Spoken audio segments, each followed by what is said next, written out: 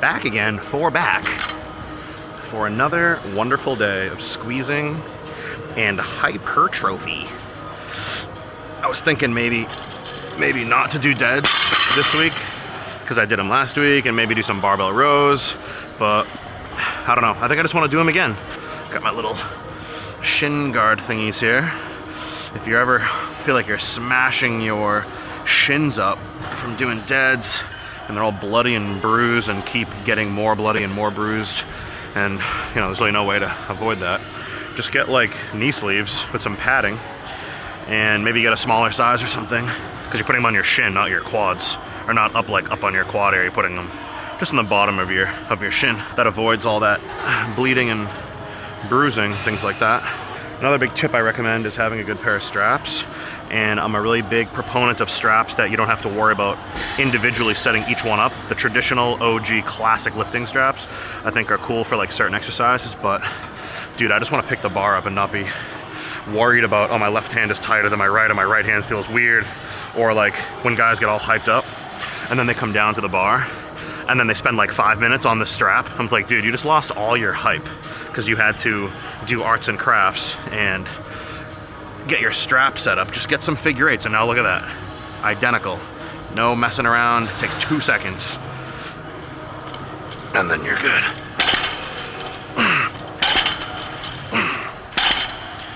Fun stuff. Deads. Yeah, so fun by myself. I love when gyms have this thing. I don't even know what it's called. It's like a jack. It's like I call it the low jack. I put the 25 on first, so I get a little extra weight with the first plate, and then the rest of the plates are a pound lighter than I'm used to. I gotta remember too, like, dude, I'm eating no food. How much stronger am I really gonna be getting when I had 70 carbs today? That's it. I did 45 cardio this morning, and I gotta do a little bit more cardio after this. I'm not really sure the PRs are gonna be like super in the cards for me over the next, whatever, few weeks, but it's okay. It is okay.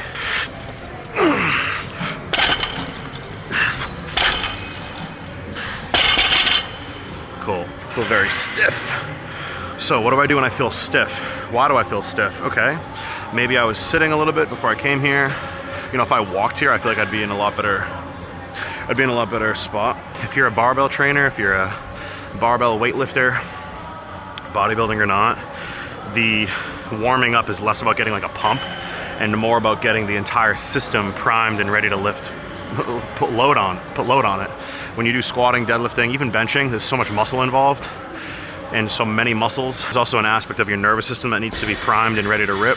And sometimes when one of those puzzle pieces isn't really there, and you have this kind of, you know, like weak link, or you have like this weak, how do you say it? It's just a component that's not really there. And you got to bring that component up to full speed in order for the whole system to work, because the whole system only works when all the pieces are firing properly. So right now I feel a little stiff. I feel like I'm not getting a ton of power. So what I'm going to do is I'm going to do a couple sets of hamstring curls. I'm going to do a couple sets of single leg kind of step-up-y lunge things. And I'm going to do like a hack squat, squatting type of thing. And so I'm hitting my hamstrings. I want to wake my hamstrings up a little bit. I want to wake up my quads a little bit. And yeah, just kind of like get moving a little bit. So I'll be back in a couple of minutes. I'm gonna go quickly mobilize myself. We're back. I just grabbed the adductor machine, and basically what I do is I sit down on the adductor machine, and I have the pads here, and I let the machine open up my legs, and like let the stack just, you know, it was like, I'm not doing the exercise, I'm just letting the stack open up my legs. And as like 2 or 3 minutes go by, I feel my legs getting wider and wider and wider, and it's opening up my adductors. And then I will pull myself forward like this, and it almost like mimics, almost like a sumo position, but I just want my glutes and I just want everything to be loose. That's why I feel tight. I feel tight. So I'm gonna do 3 plates again, second set with this weight, then 4 plates. I'll probably do 2 sets with that, 5 plates, and see where I go. Oh yeah, there we go. There we go. I feel immediately more springy and more powerful. So that's good. Good, good, good. So at my old gym, I would deadlift off the floor, not off the deadlift platform. because these platforms are so bouncy, and every time you bring the weight down, the weight bounces, it shifts all over the place and all these things. So if you can, I highly recommend at your gym or do something where you can sort of set up your weights where when the plates hit the floor, it doesn't shift your position, it doesn't bounce, it doesn't, you know, knock you out of your stance. You know, I don't want it to be like, it really feels like you're on like a trampoline sometimes with how much the plates will literally be bouncing all over the place. And what do you want to do? Every rep reset yourself? It's ridiculous. Who wants to, you know, work out like that? Shoes are off. I always deadlift with my shoes off because I don't want to add distance. I want to be feet to the floor. So once I get to maybe four plates or so, I'll take my shoes off. And I grab the floor with my feet. So I'm trying to make my feet have an arch. My knees can go apart. I don't want my knees collapsing while I deadlift. I want to be in external rotation. Nice and easy. Nice and easy. I'm gonna do that again. All right, second set with this weight. I should be able to even increase my power and increase my speed of how fast I rip this off the floor. That's the goal, is on these warm-up sets, I wanna rip the weight as fast as possible. I'll do the squat, bench, deadlift. So when I get to my real weight, everything is there. Okay, perfect. All right, let's go to 5. 5 is loaded. What is this weight? 506, so this is 506. Hopefully I did that math correctly in my head. I did this last week for 10. Maybe could have, you know, pushed out a few more, but I just kept it safe. Took the win, got 10. This, I don't know, man. Might just be a warm up for the next one, or it might just be the heaviest I go.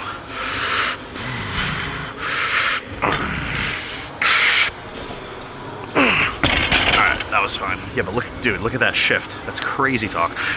I hate that. Hate it, hate it, hate it, hate it, hate it. What do you guys think? 5.5, 6. Set number 2. Gonna hit a single. Should be able to rip it, and then I think I should go up. I think I should. I'm just gonna do it.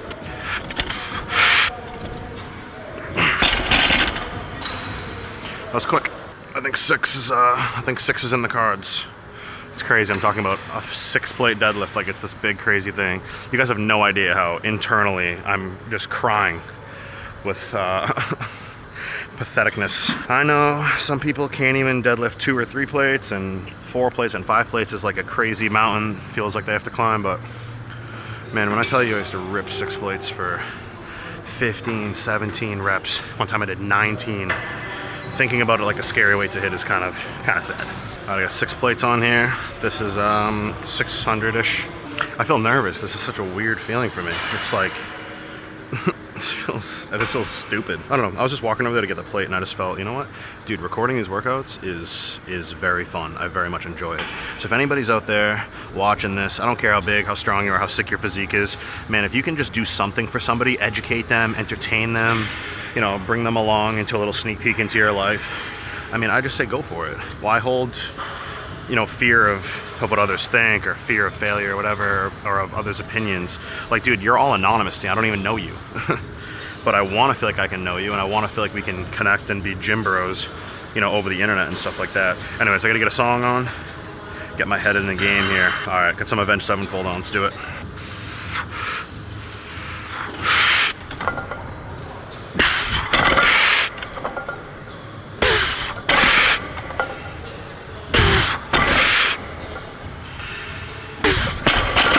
That's cool. That's cool. Take the win. Take the win. That's all I got. What was that, 4? 4 pathetic reps. So crazy, dude. 4 with 6. Oh my God. It's like my strength 4 years ago. It's cool, man. It's cool. If you get sick, if you have to travel, if you have class, if you're gonna get back in the gym, just give it 100%. Your strength will come back. And I'm just gonna keep telling myself, my strength will come back. Am I gonna get much gains today out of 4 reps with 6 plates? Not a ton, but since I want to do more bent over rows and things like that, that's where I'll gain a lot of that time under tension tonight, where I'm in a hinged position, just like a deadlift. So the deadlift and the row, your feet are the same, your hand placement's the same, everything is, you know, from here. So a deadlift is just boom, and then a row is boom, boom. So they're the same kind of origin.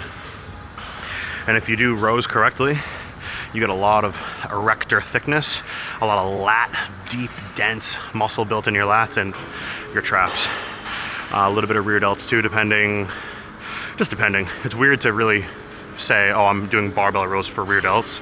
They're definitely like a secondary, whereas your erectors, lats, and traps are the primaries. So I don't know, what do you think I should do? I think I should go to 6 again and just do this again for another set of maybe 3 to 4 reps.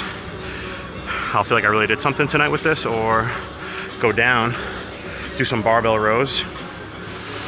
I should do this again, fuck it. I'm gonna do it again, might as well.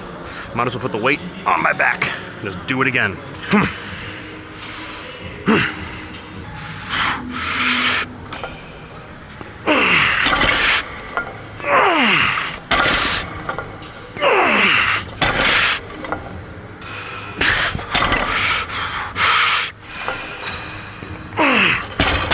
5, bitch. That's right. That's right. Pause the song. How does he use metal to like get me hyped, and then the rest of the workout I relax. Oh, that was awesome. So I would say pretty successful workout. First set I got 4, second set I got 5. If you guys ever get to the gym and you're training and you start doing your sets and you're like, why am I getting more reps on like my second or my third set? That's a direct, immediate symptom of a nervous system that is not properly engaged, not properly primed. The strength was there for your first set, you just weren't able to access it. And that might sound like a bunch of bullshit, a bunch of malarkey. However, between set number 1 and set number 2, what changed? The only thing that happened is you actually lifted the target weight, but you had this sensation of, you know, where's all my power? So you didn't go do a bunch of extra reps, you didn't go train another muscle, you didn't go on the treadmill, you didn't get an adrenaline rush from like a car accident. You literally hit the, you know, you hit the weight, got, let's say, 5 reps, and then you went to go hit that weight again, you got 6 or 7. And you're sitting there scratching your head like, where the hell was that 6 or 7 power on set number 1? And all that means is that you just gotta do an extra set where you're warming up and you're just touching a weight, maybe an extra set. Let's say your working weight is 3 plates and you're gonna squat and you're gonna go for 5 or 6 or 7 reps range. And let's say, as you're warming up, if you only do 2 plates, like, dude, person A who does, person A and person B, they're clones of each other, right? So they both, literally 2 separate realities. The first person is doing 1 plate for 1 set, 2 plates for 1 set, and then they go to 3 plates as their first working set to try to be as strong as possible. Okay, person B does 1 plate for 3 sets, and both people are doing warm-up sets, let's say 4 to 6 reps warming up. So they both do that, and now person B does 1 plate for 3 sets of like 4 to 6, 2 plates for you know, a couple sets of like maybe 4 or 5 reps, and then they go to their 3 plate set, they do it for a single, and then they go do 3 plates as their first working set. Which one of those realities and which one of those people is gonna have better results? Dude, the one that had more time to prime their nervous system and did more to get their muscles ready to lift the heaviest weight possible. It doesn't tire you out. You're not using working weight and you're not using working weight energy and effort and rep ranges. You're just touching the weight. And sometimes you have to touch the weight a couple of times. The stronger you get, the more you'll realize that this is the case. So that's my little spiel about getting all your power. All right, exercise 2, weighted pull-ups. My favorite non-barbell lat building exercise. My favorite. Love them. Love them, love them, love them. You wanna know why? Because you can progress them by adding weight to your feet, which is like so easy. Just grab a dumbbell, put it on your feet, put on those belts, whatever you gotta do. Oh, you ever just hang from this thing and just let your body just decompress? But I'm gonna do a set with just body weight first. I got a 20 kg plate, dumbbell I mean. The 25 was taken. I wanted a 25 pound dumbbell. And 25 kg, geez, 55 pound dumbbell. But they were being used, so I grabbed the closest 20 I could find. I met somebody here, coolest kid ever. He was on Love Island, the Germany one. And dude, he goes, I showed up to that show, I had 500 followers. We don't have our phones for 3 weeks. I get my phone back 3 weeks later and I had 80,000 followers. And then he got 100 and something. I'm like, dude, he's like, man, that show changed my life. He's 28, makes all of his money online. He looks fantastic. I mean, he looks incredible. I really don't think it's that hard. Even what I'm doing, I have 200 subscribers on YouTube. My Instagram account got deleted. I only have 100 and whatever followers on Instagram. I genuinely think if you have a decently attractive body and you appeal to some niche of population, bodybuilding, modeling, whatever it may be, if you like are into the gym I'm talking about, it's just being consistent. That's what he said. He goes, just, you know, just keep posting every day. And, you know, all of his money comes from online. He's 28 and he's going from Thailand to Vietnam to here to there, doing everything he wants to do, and all of his money is made online. That's my goal. You know, that's what I want to do, and that's why I'm making these videos, and I want to inspire you guys to grab your camera, set it up at the gym, and do this for yourself. Anyways, enough talking with the weight on my feet.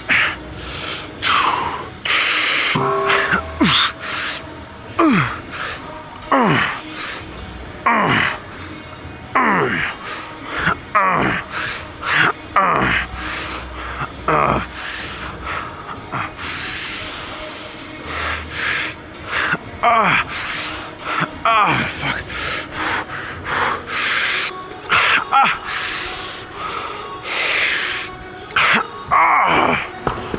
Okay.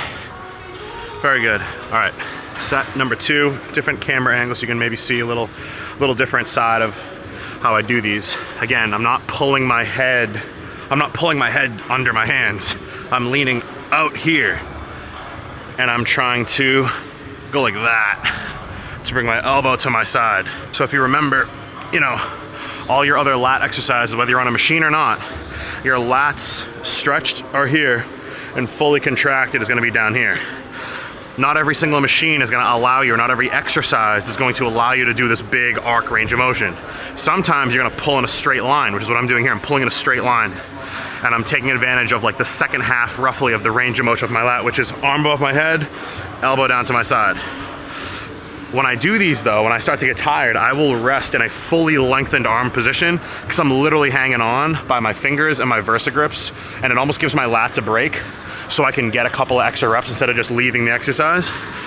So when I take a break, quote unquote, on this, like when you're squatting, you finish your rep and you stand up and you might catch a couple of breaths at the top.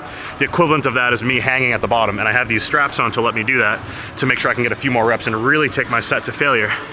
But I want to pull my elbow down to my rib cage with my chest aimed up at the ceiling. You got the dumbbell in your feet, which is always weird.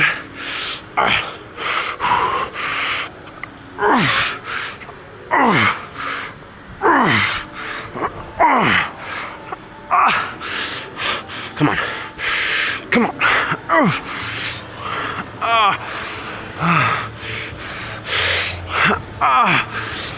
Getting partials now, which is okay. Just do what you can as you get tired.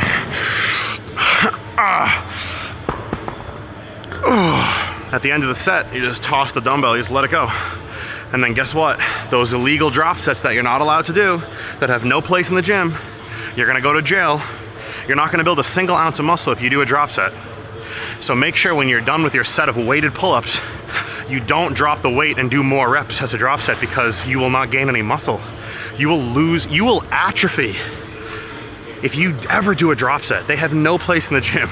Silliest dogma I've ever heard. So I'm gonna do my third set here with the exact same weight. The rep ranges for certain exercises, I think, depend on like how big the rep is in terms of range of motion, how taxing it is, really how much weight you're using. Think about a calf raise, how small that range of motion is, or think about a barbell shrug, or like a, you know, shrugs for your traps. Think about how small those range of motions are, as opposed to a squatting all the way down, ass to grass, and standing all the way back up. Or think about a pull-up where your arms are all the way here and then you're going all the way to here. So for me, I don't think every single exercise deserves the exact same rep range. And honestly, a big example of this for me was Dorian Yates. Dorian Yates had crazy musculature on like 80% of his body, honestly. His arms and his shoulders were not these big round, like no one goes, yo, Dorian Yates, top 10 or top 5 arms in history. No one really says that, you know, and I think because he trained his arms the way he trained his back. His chest was also not that insane, you know, either, compared to like a Dennis James or like a Nasser, you know, the guys in that era.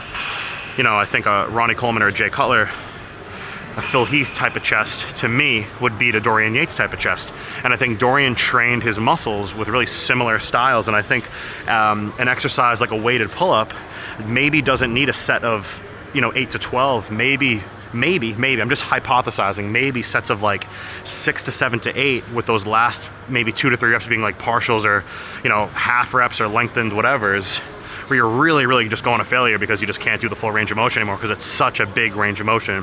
I think those rep ranges have a place depending on the exercise, just depending on the exercise.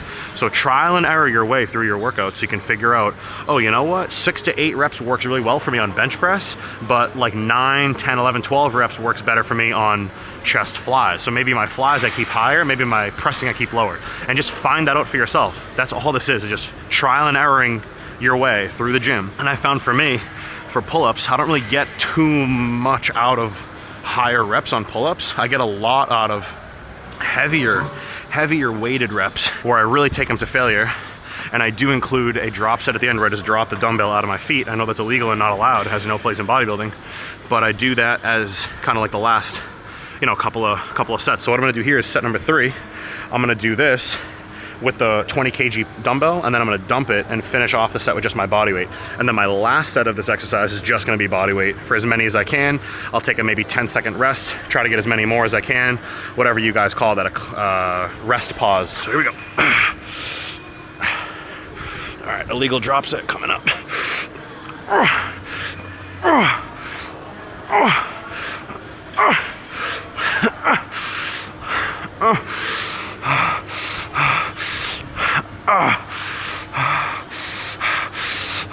That's 8. All right, that's 8. Or, you know, I'm starting to get smaller range of motion. 9. Okay, drop the weight. Drop set. Shit, man.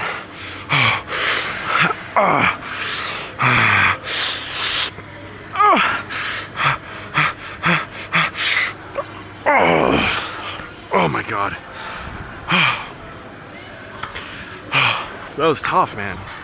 So I'm gonna do one more set, just my body weight. I really wanna feel like my lats are pumped as I'm doing these.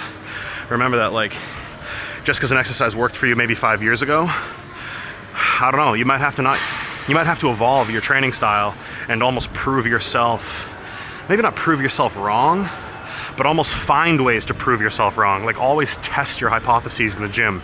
Like a physicist, someone who's developing some sort of advancement in the realm of, I don't know, I'm just gonna say science as this big vague umbrella term. But let's say you are in the gym and you start doing your leg workouts or your back workouts, your arm workouts, whatever. You have a certain way of doing it. If you never go in the gym with the thought of, is there a way I can improve this? Is there a way I might not be doing the best thing I could be? I think you're gonna plateau. I think you're gonna be one of those people that is in the gym and you're looking the same year after year, month after month. You're not looking any different. You weigh the same, you look the same. Nothing's really changing because maybe you're not changing. Maybe how you train your chest could be improved.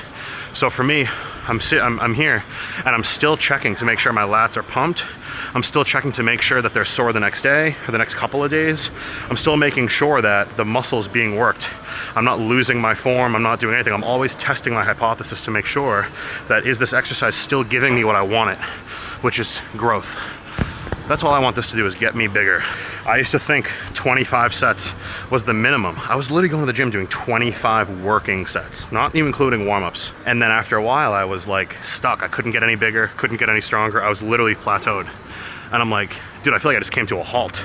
I was growing, stronger. I was 200 pounds with like a decently lean midsection, deadlifting 7 plates. I was, like, for one, that was my max. I was natural. Deadlifting 7 plates, benched 4 plates, squatted 5 plates for some reps, all naturally, just eating and going to the gym. I was pretty lean, and then I had no progress. And I literally went from 6 days a week in the gym down to 4, and dude, my strength went through the roof. So I had to literally sit there and be like, is everything I'm doing is like honestly used to work? It doesn't work anymore. I have to switch up my 6-day rotation and go down to 4. And I wouldn't have been able to find that new avenue of growth if I didn't test my hypothesis and try to almost find what's wrong with my workouts. Like, how can I figure out where am I missing, how do you say it? Where are the weak links in my armor? so I can find them, identify them, and work on them, and maybe change them to get more gains. Last set, body weight.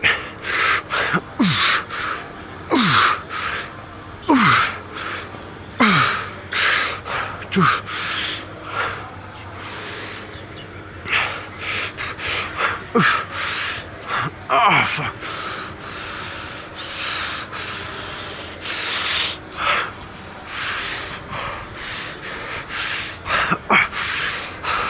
Okay, pause. My feet are on the ground. No tensions on my lats. Just being honest with you guys that I'm not just hanging here. 5 seconds. 4, 3, 2, 1. Oh, that's it. Done with that. Good stuff, man. It's good stuff. The weighted pull-ups, man, they're just so good. Really, really, really dislike calling pull-ups outdated, calling deadlifting outdated, calling a barbell a free weight, calling iron outdated. How silly. But you know what? The more people that do that, they're gonna be the ones that know all the stats, know all the facts about working out. Where's your physique? Where's your physique? Find me 2 people. One of them does seated, low lat, single arm, chest supported, whatevers. They do that for 5 years. Person number 2 is deadlifting and barbell rowing. Who's gonna have a bigger back in 5 years? Like, come on. All right, good old rear delts. As you guys know, we get rid of the seat. You don't need that. I want you to find the height of your chest on the pad. If you need to be here, wherever it may be, just find that exact spot. Lean into the chest pad, brace. Oh my God, that's not even anything. How do you even do that and get gains? All right, stack.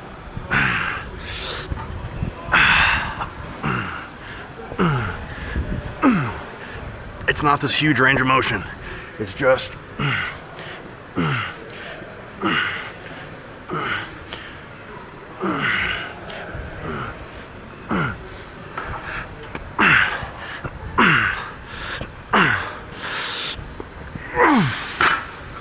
I'm a little stronger on these when they're not preceded by, you know, pull-ups or rows or things like that. For me to add a plate to this, I don't really know that I would be in that double-digit rep range. So I think I'm gonna stay right where I am. Man, just one set of these and I'm pumped to the max.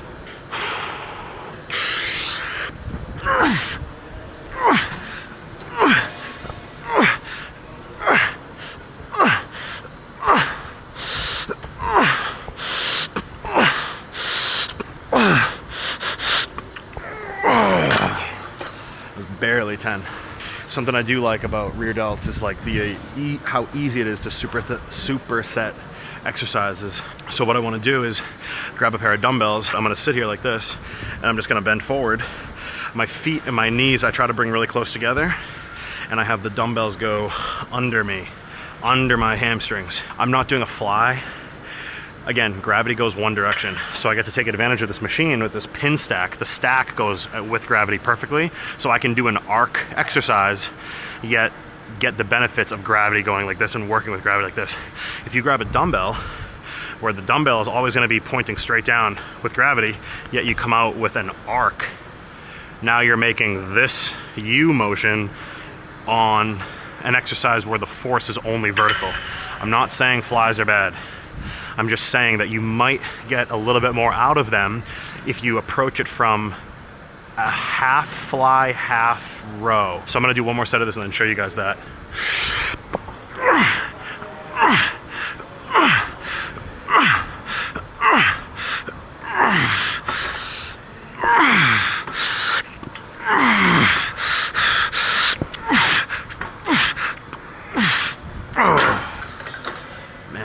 All right, so I'm gonna do the stack for as many as I can. Whatever I get is whatever I get. And then I'm gonna spin around. The dumbbells go under my feet. My legs are together. I'm not like in this position of like a big stable base. I'm just feet together because I want my legs to get out of my way. I'm not doing a straight arm fly. I'm also not doing a row with my back muscles shrugging my traps. I'm not trying to use my lats. I'm not trying to use anything except for my rear delt. So it looks like you're doing a row wrong, kind of. It looks like you just don't know how to work out. It looks like you're doing a bent over row or dumbbell row with like shitty form, but I'm not. I'm just trying to hit my rear delts. So I'm gonna be bent forward like this, and I'm just here. Just like that. So I'm gonna start with the flies on the, whatever this thing is. Remember, supersets and drop sets are bad for you. Don't ever do them. They have no place in the gym. And yeah, don't let me catch you doing them.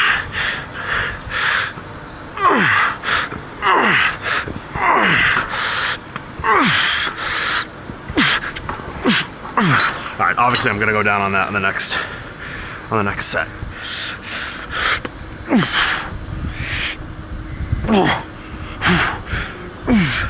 Just rowing with my rear delts. I'm not using my traps. I'm not using my lats.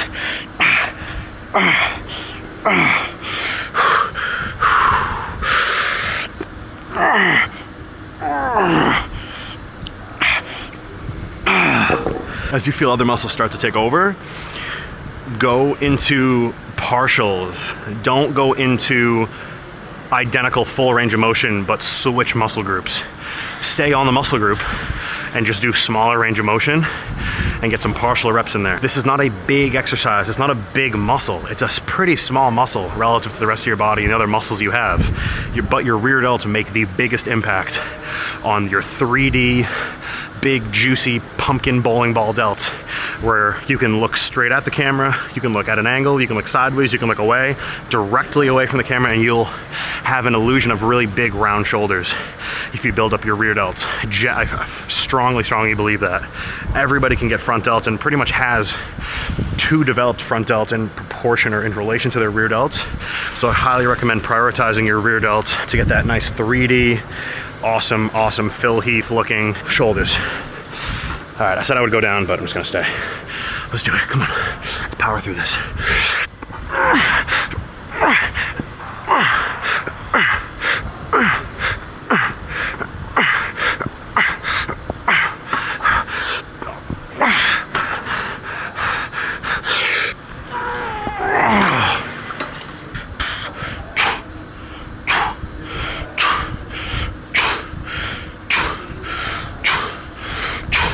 Also, make sure your phone's not in your pocket, or else you might. I've actually broken my camera protector from hitting it with a dumbbell. So just be careful hitting your stuff in your pockets.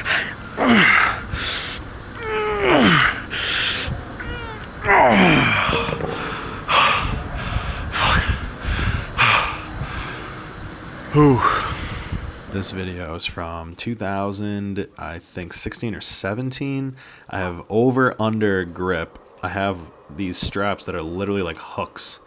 And then it's just me alone in this gym. It was one of those ones you scan a key card, and then I just bounce off the yoga mats and then take my rest at the top. Train a lot differently now, but this is where it all started. I was under 200 pounds, just lifting, watching YouTube videos. I was working at a gym, personal training. Man, it's crazy how things change from just years of just repetition and just being a boring workout person, but you build a very unboring looking physique.